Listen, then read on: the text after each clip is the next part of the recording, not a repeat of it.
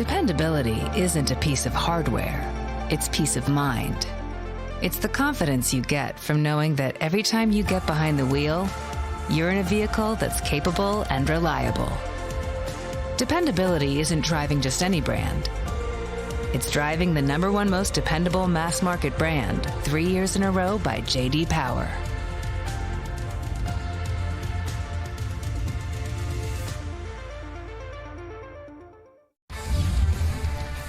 It's time for another edition of Wild Breakaway, presented by Luther Kia of Bloomington. Alongside Mark Parrish, I'm Audra Martin. The Wild have been looking to get things back on track, taking on a very determined, very tough Philadelphia Flyers team here tonight in downtown St. Paul. It was close. In fact, it was a 3-1 lead for the Wild in the third period, midway through the third period. And then suddenly it's a tie game, and in overtime it's the Flyers walking away with 2 points. It's amazing how hard it is to dig yourself out of a hole in this league. And the Philadelphia Flyers proved why they're such a good team tonight. They don't let up. They came, played 60 minutes. Like Audra was saying, the first 50 minutes were great. We get that 3-1 lead.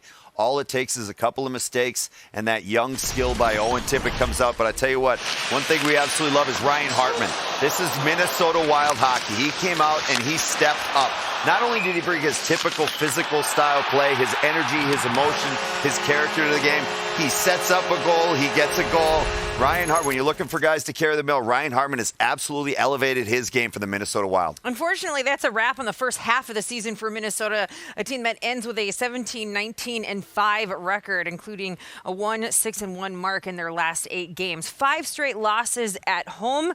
But this one, again, a scoreless game after 1-1 game after 2, and a game that was well within reach. Maybe a sign of things getting back on track.